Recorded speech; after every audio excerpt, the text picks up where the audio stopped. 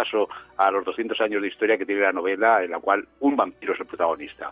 De esa noche que comentabas tú, o leías ahora, que es la de 1816, esa noche de junio, esa noche mágica en Villa Diodati, en que serán el condicionante para que nazca el primer vampiro literario, el primer vampiro en novela, porque literarios ya había los de poesía, pero en novela es el primero que aparece, el vampiro de Polidori.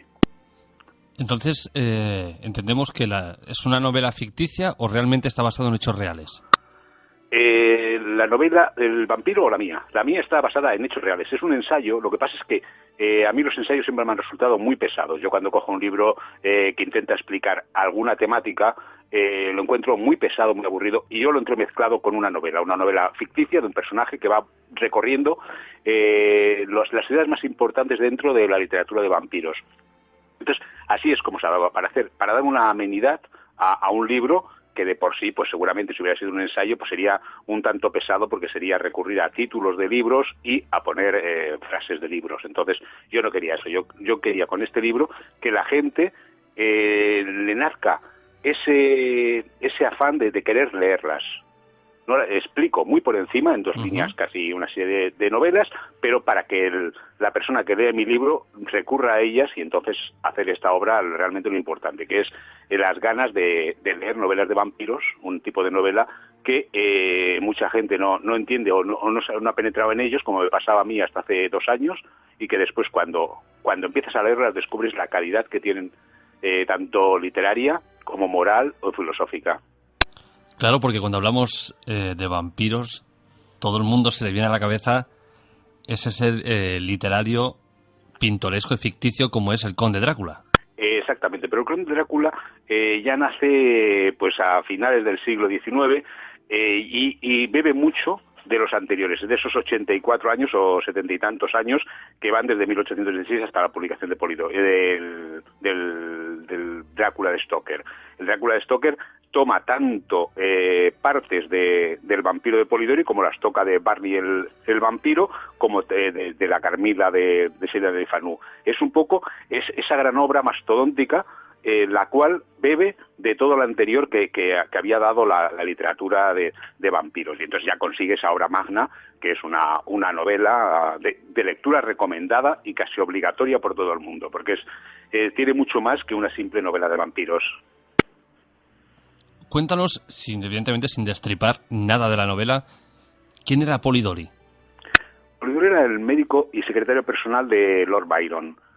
Y en esa noche, que estoy hablando, en la noche de junio, de mediados de junio, el 16 de junio, pues están allí aburridos porque no saben qué hacer, porque en junio, aquel año, llueve muchísimo porque hay un cambio radical de las temperaturas por una explosión de un volcán en Tambora en el hemisferio sur. Pues en el hemisferio norte resulta que le cambia el tiempo y todos son días lluviosos, y ellos que han ido a pasar unos días allí de vacaciones, pues se encuentran que no pueden salir. Entonces Lord Byron propone que cada uno de los que están allí escriban una novela de terror. Entonces ahí nacen las dos obras principales dentro de la literatura. Esta del Polidori, como no porque sea una gran obra, sino porque abre todo un camino a un género o subgénero, como lo queramos llamar, y nace también en esa misma noche el Frankenstein de Mary Shelley, que también está allí como compañera de Percy Shelley. Entonces esa noche se dan una serie de conglomerados, es una noche mágica en la cual se genera esas 2 obras maestras dentro de la literatura de terror.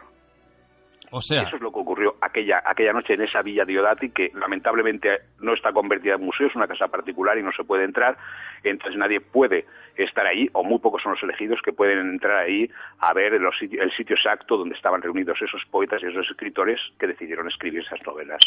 O sea, esas novelas se escribieron por casualidad, por un cambio climatológico. Exacto, por esa especie de apuesta o por esa broma de Lord Byron de decir, bueno, vamos a cada uno a escribir.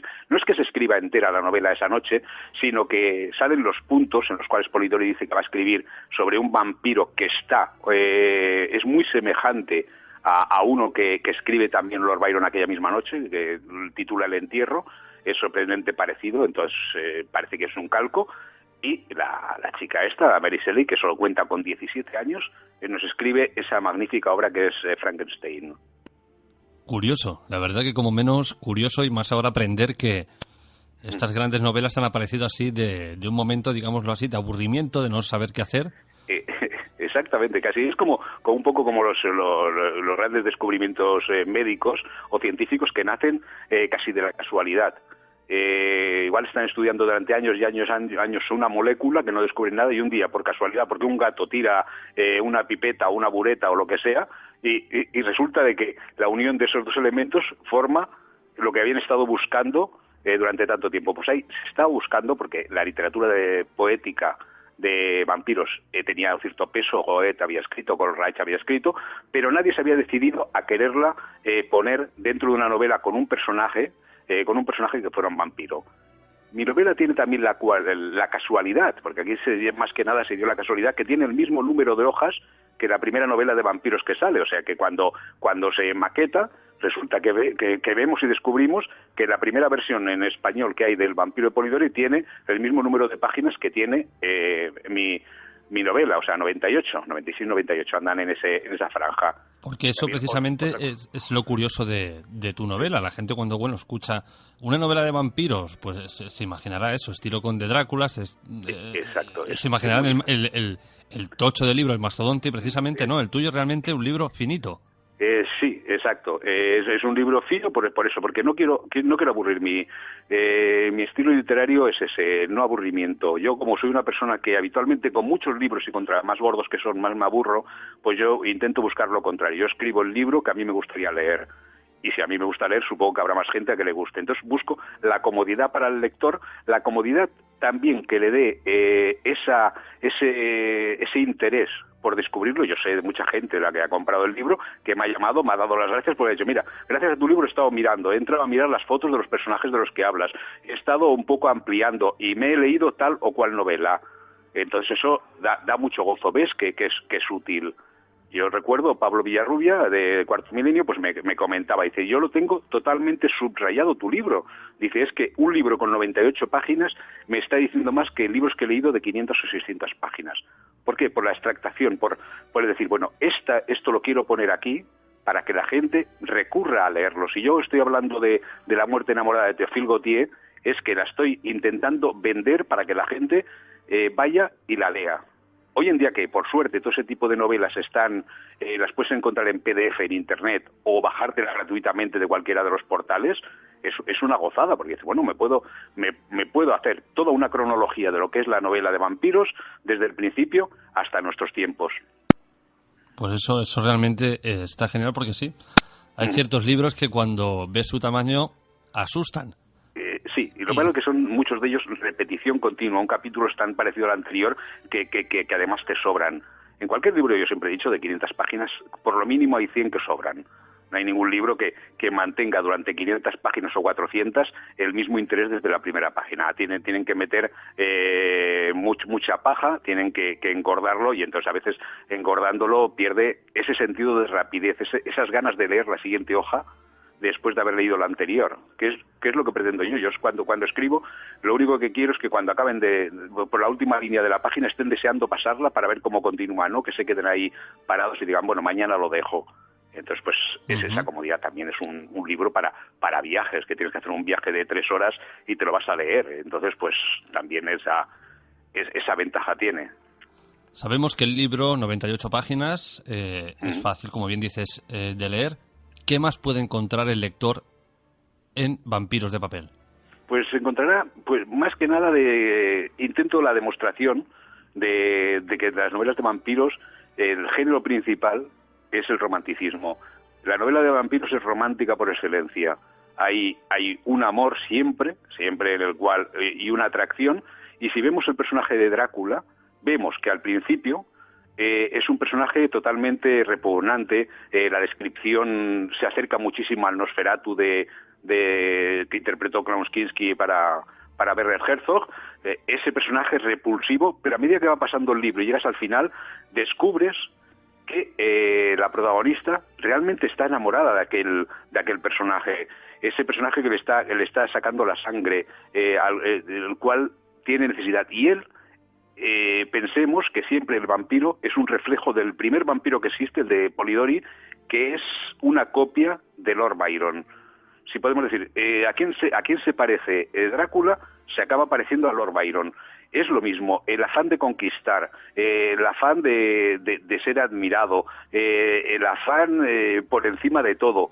Entonces, pues tenemos al héroe romántico por excelencia, que es Lord Byron, que sirve como primera muestra de lo que será el vampiro. Por eso mi historia, la ficticia que meto, es una historia de amor, de amor imposible, que son los grandes amores dentro de la literatura o del cine, que siempre son los que más atraen, porque cuando se hace tanto una novela de amor como una película de amor, pues ¿qué ocurre? De que tiene un final, y si acaba bien, acabas preguntándote, y pasado mañana, y al otro, y al de más allá, en este momento son felices, pero después lo serán, pero con la muerte que corta de cuajo lo que es el amor, entonces puedes hacer esa novela redonda de amor.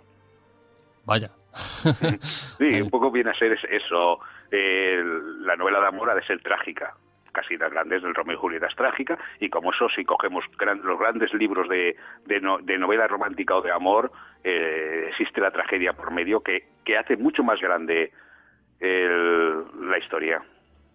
Hablando sobre Drácula, casi todo el mundo, bueno, de hecho se dice que Bram Stoker se inspiró en Vlad Tepes para escribir el personaje de Drácula. Muy poco. Eso es no es que sea leyenda urbana, porque no lo es, porque Vlad Tepes sale un momento, la explicación de Vlad Tepes en Drácula sale, en el cual el propio Stoker no lo pone como villano, sino que lo pone como un defensor casi de las libertades y que fue un gran militar que combatió a los turcos. Eso es lo que dice en Drácula, no le pone mal, pero por una razón extraña, comenta él, su espíritu anda vagando por el mundo y necesita la sangre para alimentarse, pero no le pone mal. Él es la idea de Drácula, no se llamaba, en principio cuando escribe el libro, está escribiéndolo, no se llama Drácula, se llama Vampir. Drácula le aparece cuando va al cementerio cuando va a la ciudad de Whitby, o al pueblo de Whitby, visita el cementerio y después va a una biblioteca y descubre un libro en el cual habla de este personaje, de Vlad Tepes. Entonces, pues ahí le gusta muchísimo el nombre de Drácula, que es hijo del dragón, entonces le gusta mucho ese nombre y lo toma. Pero es lo poco que se parece a la vida de Vlad Tepes, Vlad el Empalador. Pero sí, lo nombra, pero sin ningún rigor científico ni nada. Otra vez, la casualidad. En este caso, hablando de Drácula. Sí. Fue a parar a esa biblioteca y ahí encontró. Dime. Hay un pasaje en el libro en el cual, para mí, en que 2 puntos se consigue escribir Drácula, que son en la infancia, que los dos ocurren en la infancia de Bram Stoker. La infancia de Bram Stoker es brutal, es un niño que no se puede mover, un niño que está en Dublín, en la ventana, siempre mirando a la calle porque está paralizado, no puede caminar. Su padre, que es doctor, el padre de Stoker, es doctor, le hace continuas sangrías, ya es el primer contacto que tiene con la sangre, ahí donde la ve.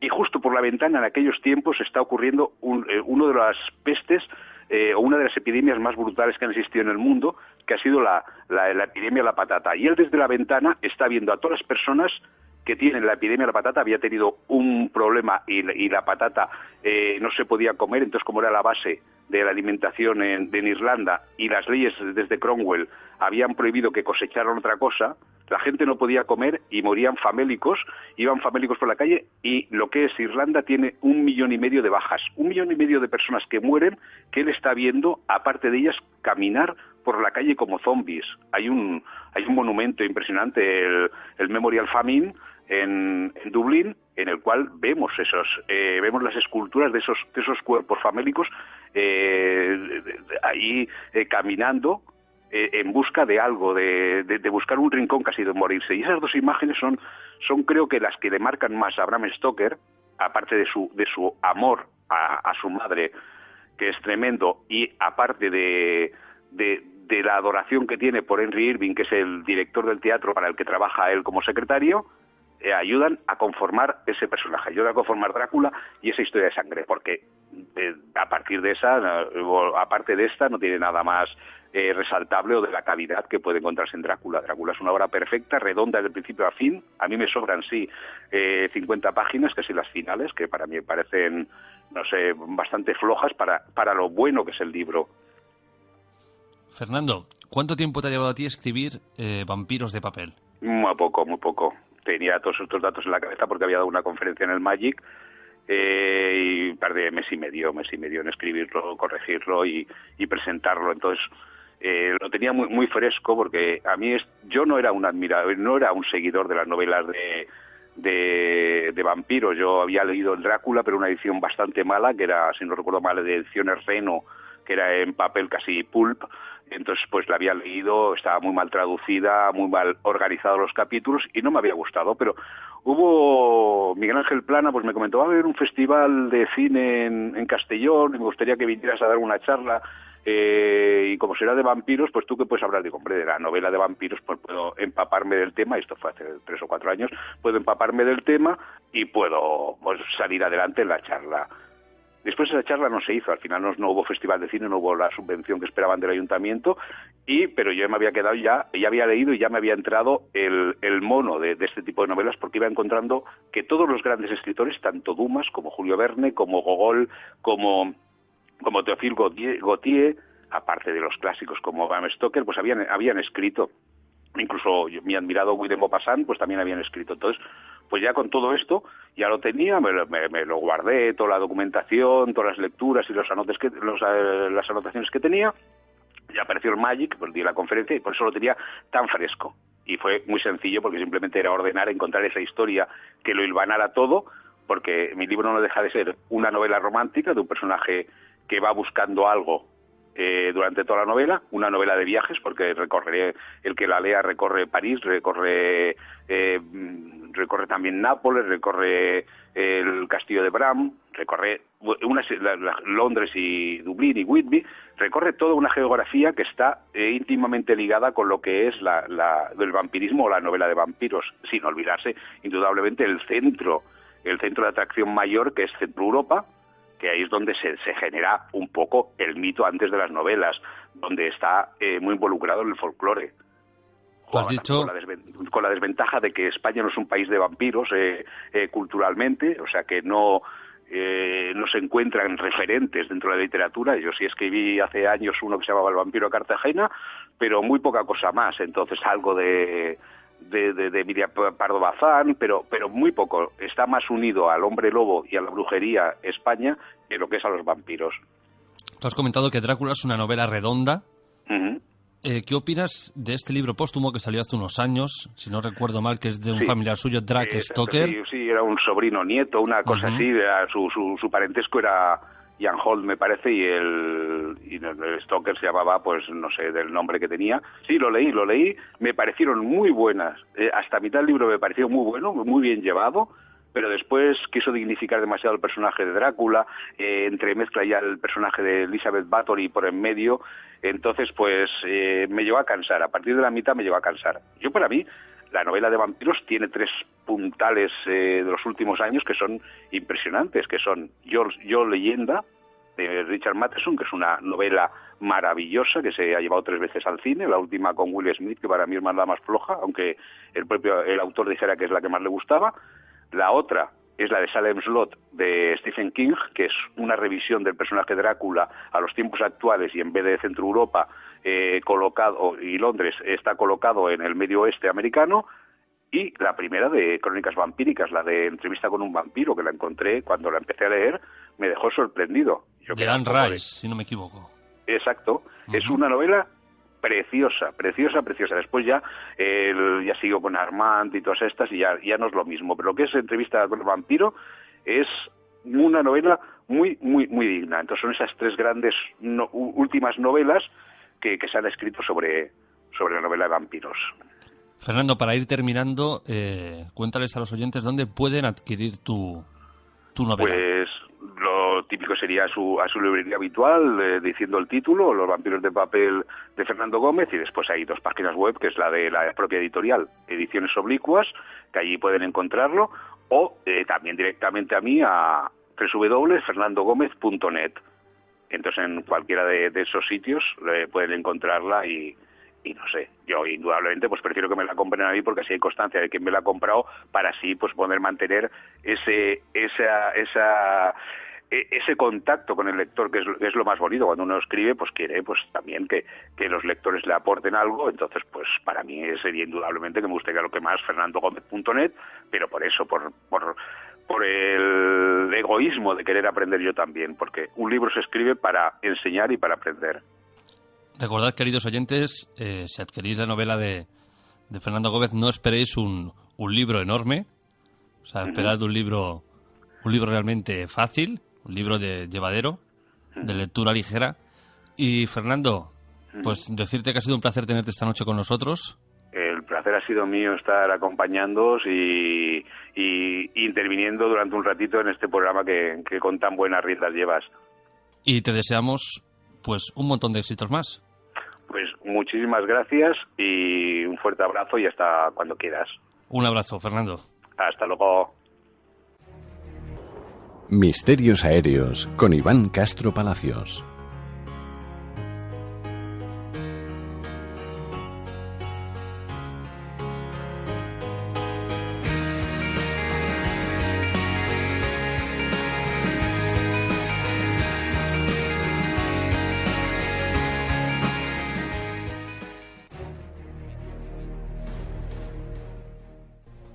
Y para hablarnos de este tema y sacarnos un poco de dudas, tenemos al otro lado del teléfono a Iván Castro. Buenas noches, Iván. Buenas noches, Jorge. ¿Qué tal? Encantado de estar de nuevo aquí con todos vosotros. Siento si la intro ha sido un poco dura, pero bueno, como vienes a hablar de pilotos suicidas, es lo que toca. No ha sido dura ni mucho menos. Lo que pasa que es cierto que, bueno, en una época como fue pues la guerra, ¿no? La Segunda Guerra Mundial en concreto, pues el tema de los pilotos suicidas se usaba como un arma de ataque, y hoy en día le vamos a dar vamos a ver otro punto de vista de esas tendencias suicidas que no son para derribar al enemigo, ¿no? Es quizá hoy en día algo más injusto en la manera en la que sucede, sobre todo para ciertas personas inocentes que viajan a bordo de los aviones, pero es un tema muy controvertido, la verdad, y sí es cierto que a raíz de empezar a indagar un poco en este tema y sacar un poco a la luz un estudio que ha hecho una universidad americana del que vamos a hablar ahora, pues es cierto que no ha gustado mucho en la profesión, es un secreto a voces, es un tema tabú, es algo que existe pero no hay que hablar de él, y entonces me parece además pues sumamente peligroso tenerlo un poco en la oscuridad, ¿no? Porque, como tú bien has dicho, esto es un poco controvertido porque dicen, por estadísticas, que el avión es el transporte más seguro del mundo. Pero ahora nos encontramos con otra barrera, que no solo dependemos del avión, sino también parece que dependemos de vuestro estado de ánimo. Bueno, en cierta manera sería así y en cierta no. Me da más miedo saber que empresarios como, por ejemplo, el dueño de Ryanair o alguna de estas compañías que proponen que los aviones no necesitan dos pilotos para su manejo, sino que necesitan uno solamente, y así se ahorrarían pues un montón de coste en dinero, etcétera, de pagarle al personal, de tener menos pilotos en la plantilla, etcétera, ¿no? En ese sentido, no hay que ver un poco que, bueno, nosotros al fin y al cabo somos personas, ¿no?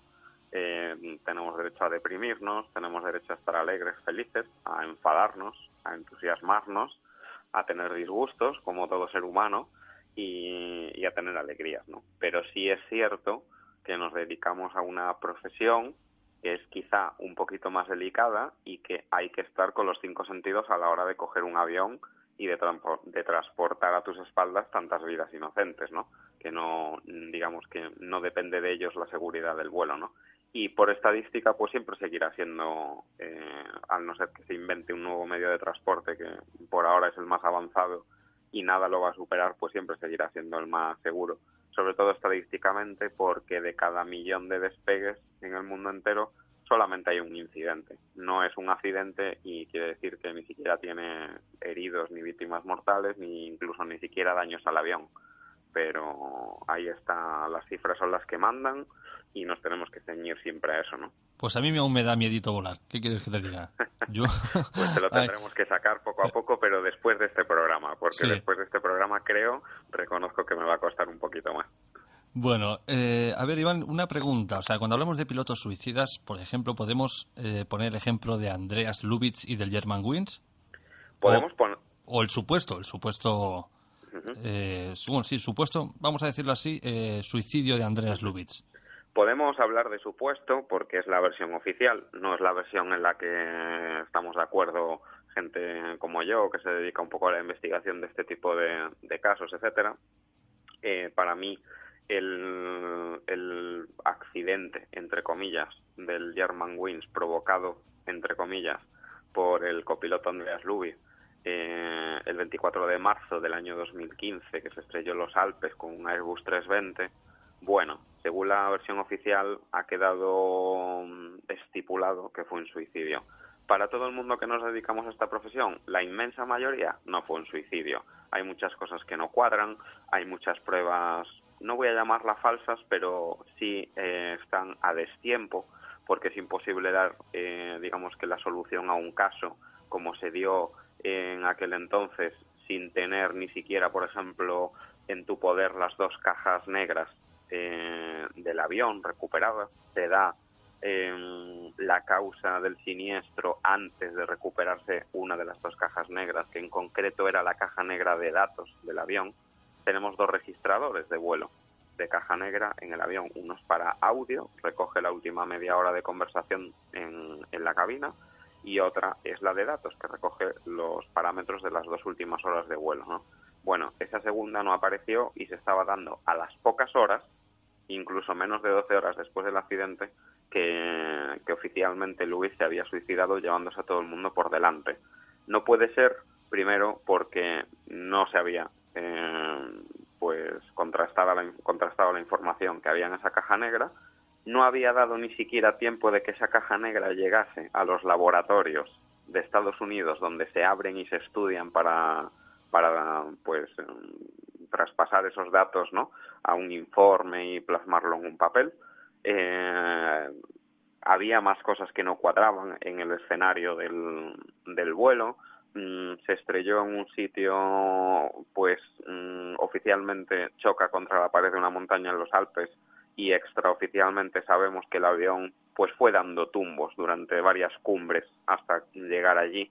Se había ya impactado contra varios peñascos antes de acabar en aquel lugar, que dijeron que había sido un impacto único.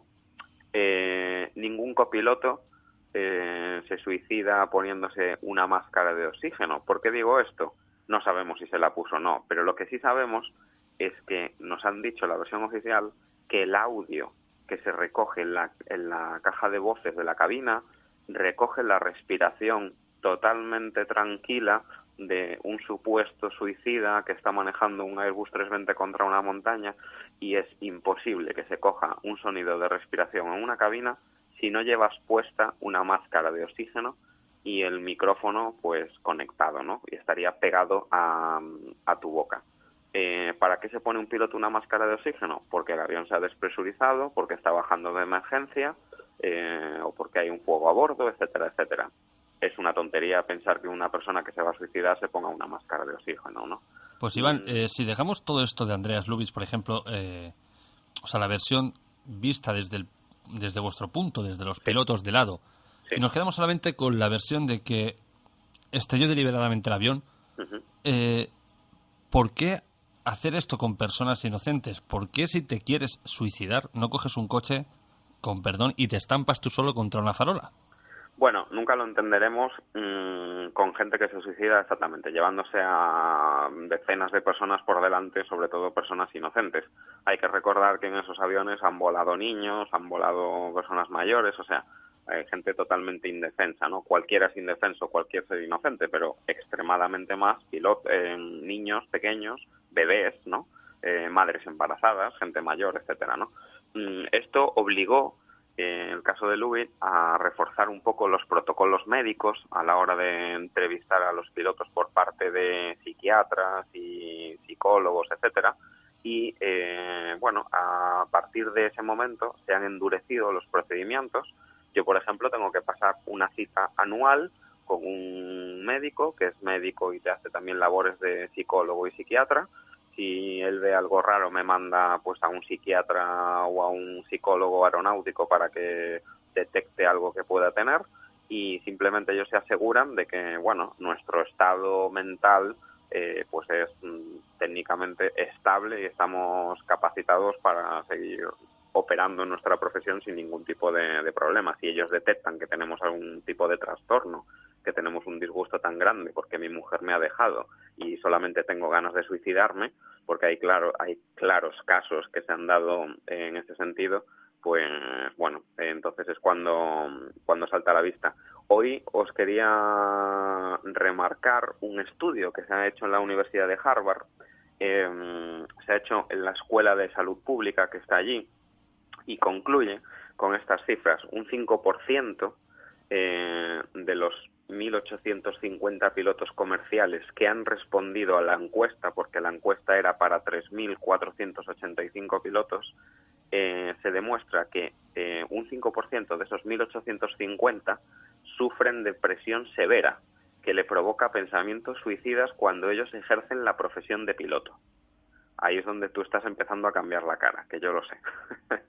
Entonces, si esa gente actualmente pilota aviones bajo esos estados de una depresión muy fuerte, que por supuesto es nada recomendable y es un peligro en toda regla, pues es cuando hay que empezar a preocuparse, ¿no? El estudio de Harvard se realizó en los meses entre abril y diciembre del 2015 y se entrevistó a pilotos de 50 países diferentes. Destacaban los Estados Unidos, Canadá, Australia y España. En España había un 3,9% de encuestados y el país que más encuestados tenía era Estados Unidos con un 45,5%, ¿no? Si esos datos los extrapolamos, hay 233 pilotos, es un 12,6% de los encuestados, que pueden padecer depresión con claro índice de peligro inminente, ¿vale? Y de esos 75 pilotos, de esos 233, 75, que es un 4,1%, declaran ellos mismos que han llegado a tener pensamientos suicidas en las 2 semanas anteriores a la encuesta, lo cual es bastante grave, ¿no? De los 1.430 pilotos en esa encuesta que declaran haber volado 7 días antes de realizarse la encuesta, 193 pilotos tienen síntomas de depresión. 1.826 tienen una edad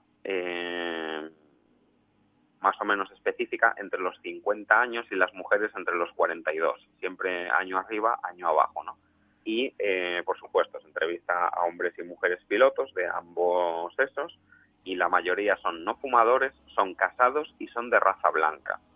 Y en concreto el 60% de los pilotos encuestados tenían un título universitario o tenían estudios de posgrado, con 4 años de carrera como mínimo, con lo cual tampoco es gente que venga, bueno, humildemente hablando, ¿no? Que venga de la calle, o sea, es gente formada culturalmente, tienen bastante culturilla general, están formados como personas, pues, a la hora de hablar de sus estudios y de sus carreras, etcétera, ¿no?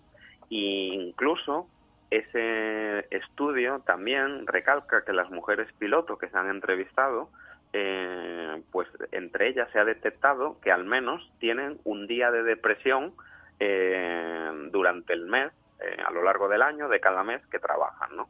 Y bueno, ciertos pilotos hombres entrevistados también han declarado que se sentían mejor estando muertos directamente, lo cual es bastante significativo. Hay gente que ha demostrado en la entrevista que usa muchas pastillas para dormir. Las mujeres, muchas han demostrado, mujeres piloto a bordo de líneas aéreas, que son víctimas de acoso sexual. Eso es una tendencia que acaba en el suicidio, cuando tu problema no se arregla y se agrava. En concreto, un 36,4% de los encuestados han declarado, y ya no solo digo hombres, o sea, mujeres, sino hombres también, que han tenido ese acoso al menos 4 veces en las últimas semanas antes de la encuesta, ¿no? Iván, perdona que te interrumpa. Sí. O sea, dices Sí. que mujeres aseguran tener acoso sexual por parte de sus compañeros, pero ¿durante el vuelo? Bueno, en la encuesta no se demuestra que sea durante el vuelo, pero es cierto que en las cabinas de los pilotos, cuando están dos pilotos solos y nadie está allí, pues es el momento ideal para abordar a una mujer si eres hombre, o si hoy en día pues ya se da también al revés, si eres mujer y quiere acosar a un hombre, ¿no? Pues ahora sí que no vuelo. Ahora ya sí que no vuelo, porque si ahora ya pienso que el piloto está metiéndole mano a la... No, ya voy en Puede barco. pasar en muchas situaciones. Luego, pues estas tripulaciones también duermen mucho fuera, están en hoteles, hay compañeros o compañeras que tienen que aguantar muchas cosas de gente pues que no es educada ni es respetuosa en ese sentido, ¿no? Y para terminar un poco el estudio, un 16,2% de los pilotos encuestados admitían que consumían más de una bebida alcohólica diaria, teniendo claros síntomas de depresión. Esto va contra la ley, porque tú, en teoría, no puedes beber entre 8 y 12 horas antes de volar, no deberías de tener ni gota de alcohol en la sangre, ¿no? Y esto demuestra que hay muchos pilotos que están bebiendo también antes de subirse a los aviones. No quiere decir que vayan borrachos, pero si tienen, bueno, pues un índice de alcohol en la sangre que no debería de estar ahí por muy insignificante que sea, ¿no?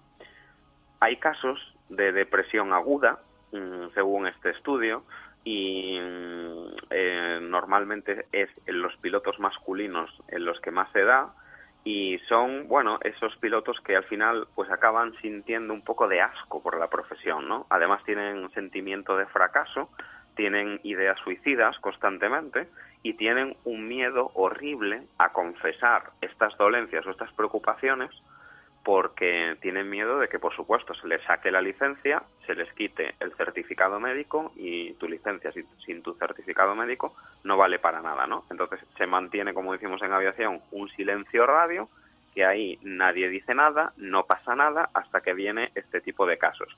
Insisto, no me creo en que el caso Germanwings sea un caso de suicidio, pero vamos a poner que fuera un caso de suicidio.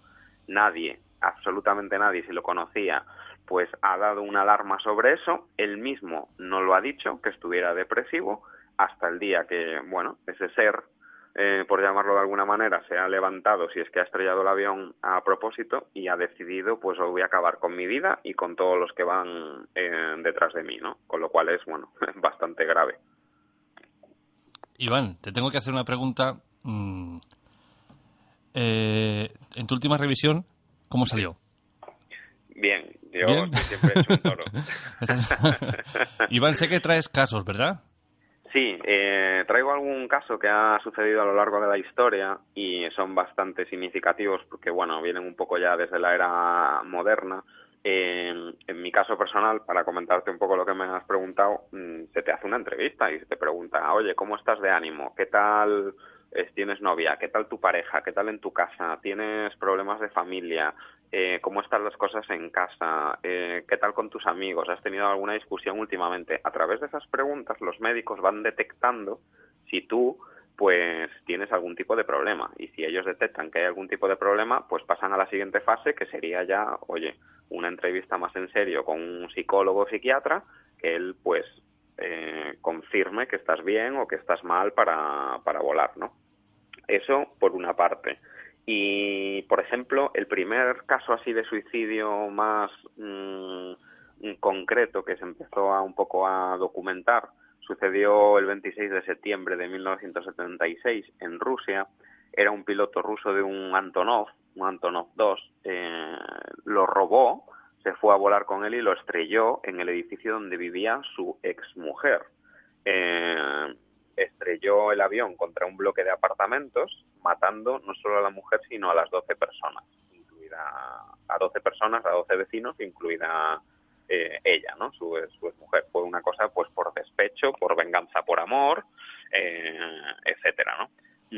Hay muchos casos de pilotos suicidas que el motivo es un desencuentro sentimental, un engaño amoroso, una venganza, son problemas financieros a veces, etcétera, pero son mentes enfermas totalmente, ¿no? Porque son mentes enfermas, no porque ellos sean enfermos, sino porque no se tratan, y cuando una enfermedad no se trata, pues sigue siendo un enfermo.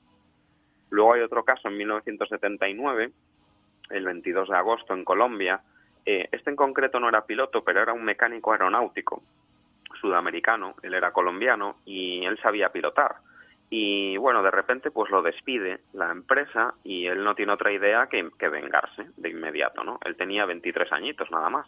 Resulta que se cuela en un hangar, así un poco de Strangis, y en el aeropuerto de Bogotá, en Colombia, roba un avión de transporte militar, aunque era una especie de jet ejecutivo, pero de uso militar, y lo estrella, o sea, se va a volar, y lo estrella contra una zona residencial cercana al aeropuerto, mata a 4 personas totalmente inocentes, se mata él mismo, ¿no? Y el caso fue pues un claro motivo de suicidio por vengarse de su empresa. Me llevo un avión por delante y os fastidio en ese sentido, pero bueno, me llevo gente inocente por delante, ¿no? Es curioso. Hay un caso en 1982 que incluso escribió un artículo sobre él. Era el capitán Katagiri, que echa abajo un DC-8 de la Japan Airlines cuando está a puntito de aterrizar en Haneda, en Japón, y él sufría un desequilibrio psicológico claro.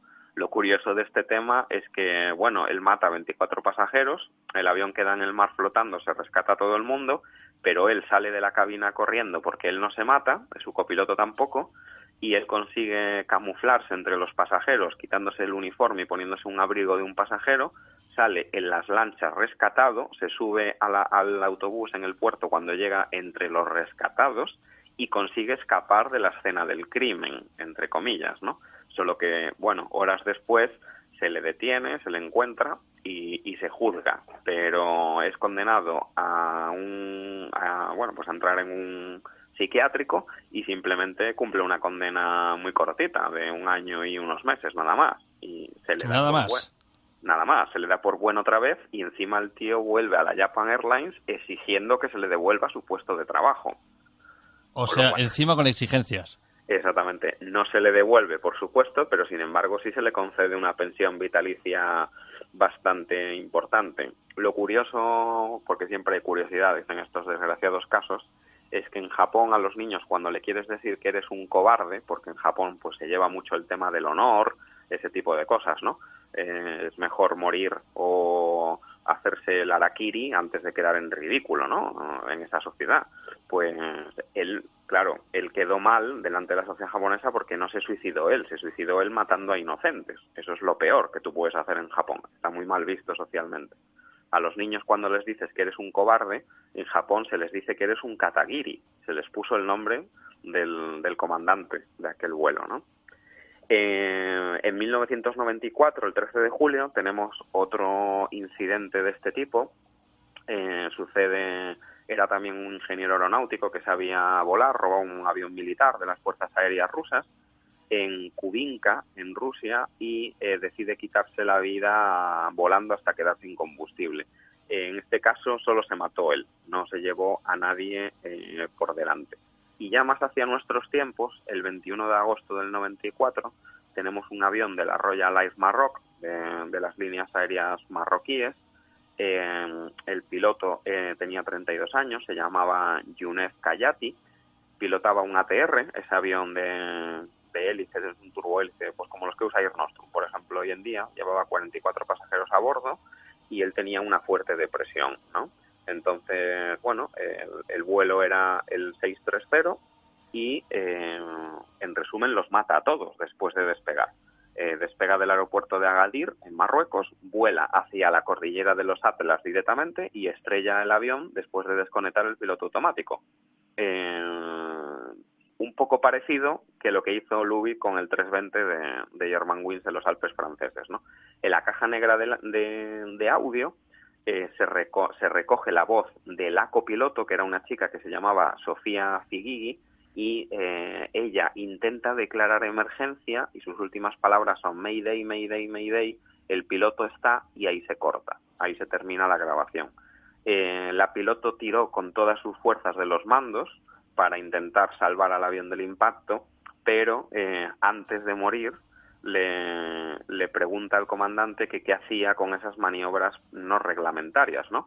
Y el capitán simplemente decía morir, morir, morir. Está todo grabado en la caja de audio, con lo cual de la caja negra de audio, te puedes imaginar los momentos tan terroríficos que tuvo que vivir aquella chica copiloto viendo que su comandante se iba a estrellar con todos ellos a bordo, ¿no?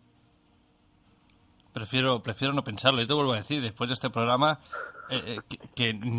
vamos, ni me regales un billete, Iván, ¿eh? Porque te digo...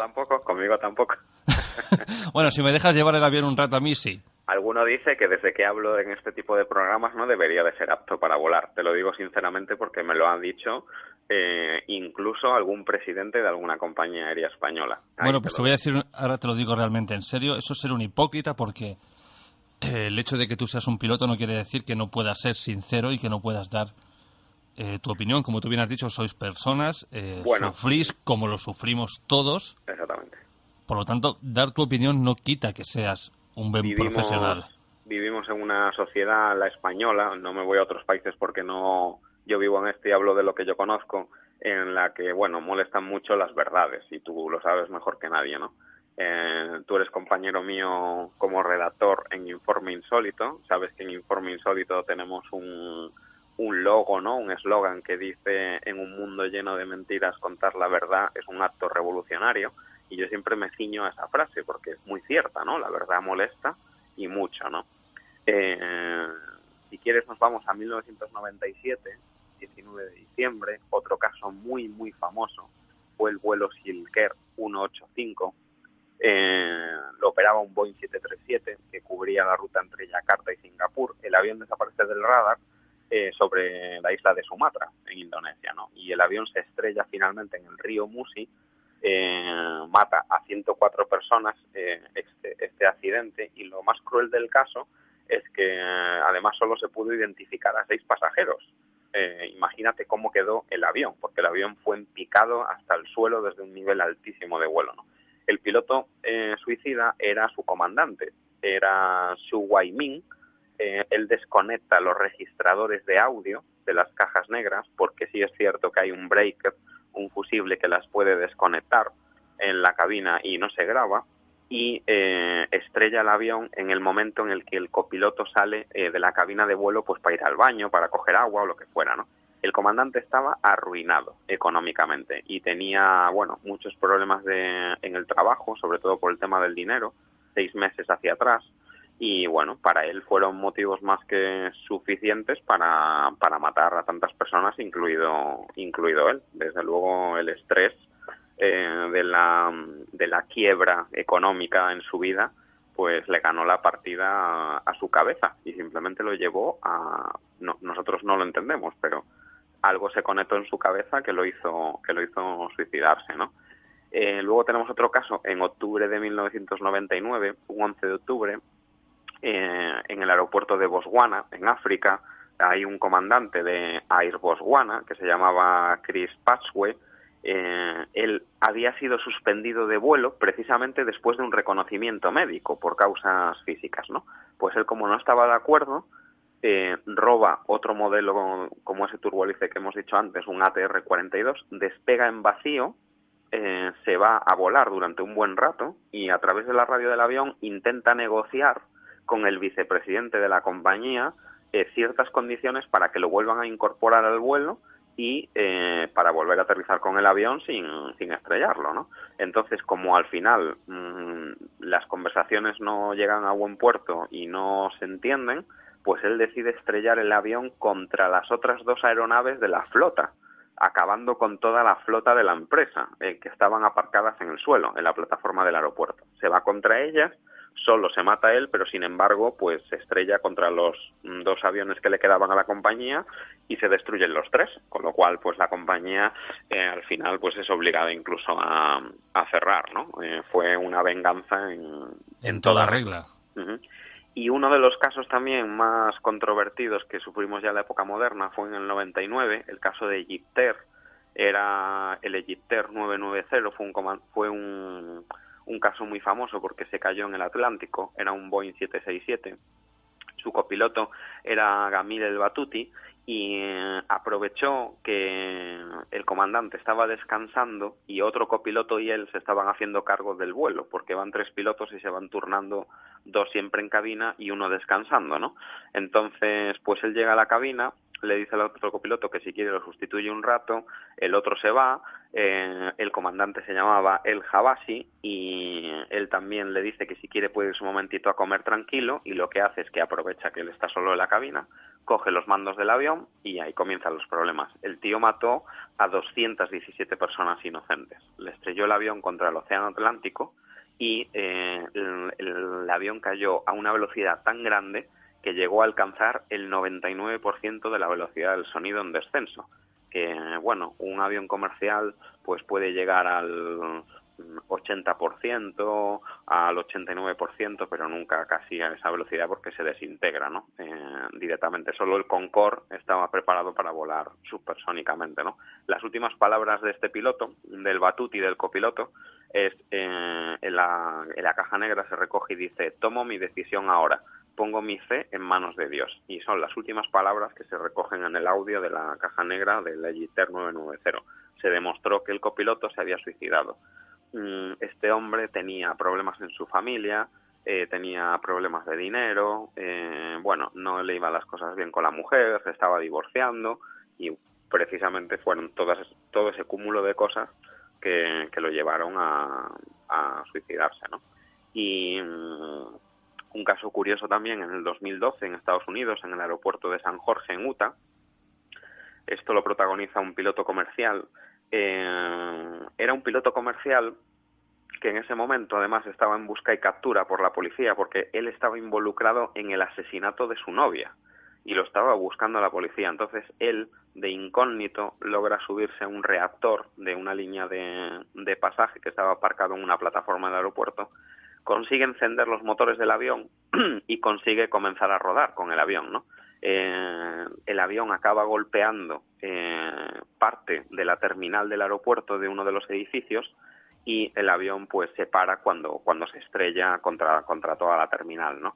Cuando la policía sube al avión para intentar sacar al piloto supuestamente asesino de su novia, el tío se había disparado, se había dado un disparo en la cabeza en la cabina de los pilotos y lo encontraron allí muerto. Se había suicidado pues por ese motivo. Es una cosa pues también bastante controvertida y asombrosa, ¿no?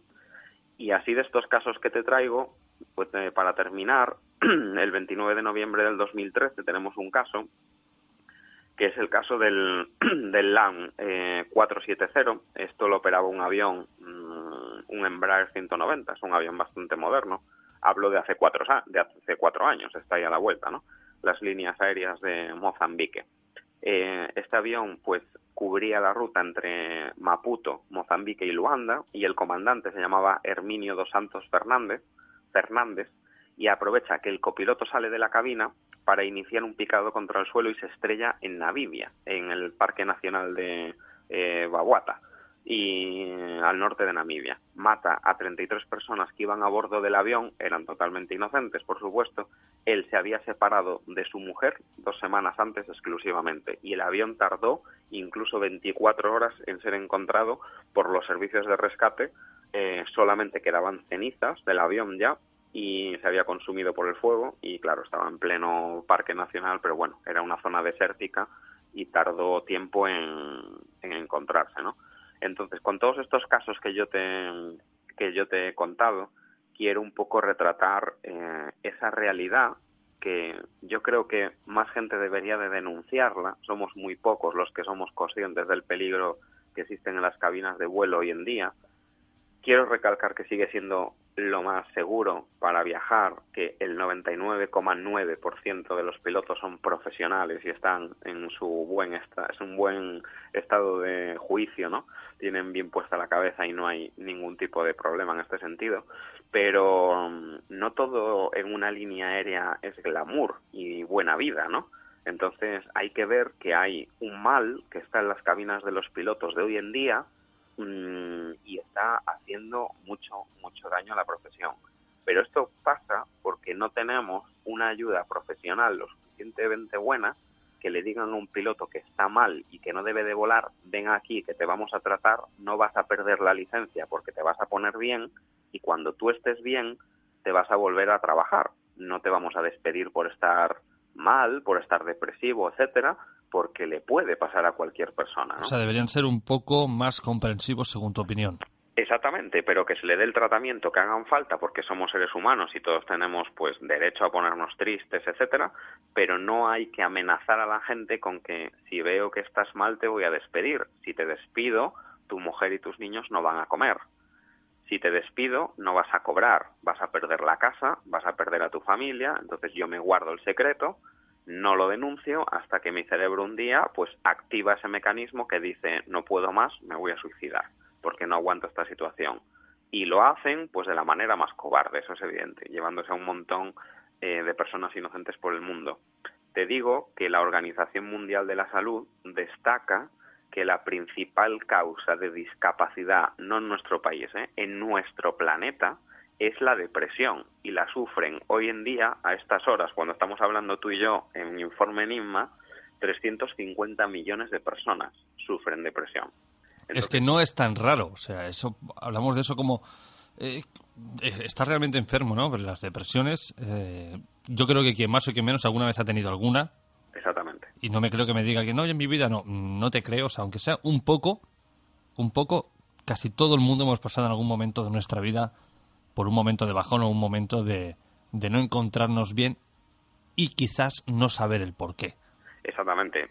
Muchos pasamos por problemas a lo largo de nuestra vida. Hemos perdido un familiar, se nos ha muerto nuestro padre, nuestra madre, nos llevamos un disgusto económico, laboral, lo que sea, y no por eso nos metemos en las cabinas pensando que nos queremos suicidar, ni mucho menos. Pero sí es cierto que tenemos pues un grado de tristeza y un grado alto de pocas ganas de trabajar, ¿no? No vamos en nuestras mejores condiciones, pero muy lejos de querer tirar un avión al suelo. O sea, es que eso ya es extremadamente grave y es muy raro que se dé. Que esto lo confesó él mismo, de Ray Lamper, que era su amante y uno de los trabajadores de la granja, pues los descuartizaban, o los enterraban, o ya finalmente cogieron la costumbre de echarlos a los cerdos. Con lo cual, pues gran parte de los cuerpos desaparecieron y no se ha podido llegar a saber la cantidad de hombres que cayeron en las garras de esta viuda negra, ¿no? Por desgracia, los 3 cadáveres de los niños sí pertenecían a sus hijos. Eran sus hijos, sí, eran sus hijos adoptivos. O sea, uno era su hijo natural, Philip, y 2 de los hijos adoptivos, y otro de los hijos adoptivos había muerto de muerte natural un tiempo antes, o vete a tú a saber, ¿no? Porque ya hablando de este personaje. Ray Lamper, pues, confiesa su colaboración para librarse de los cuerpos. Él habla de que le había ayudado en 42 ocasiones. Ahí es nada, 42 es un número bastante razonable, ¿no? Sin embargo, solo es condenado por incendio premeditado y se le condena de 2 a 21 años, de los cuales cumple los 21 años.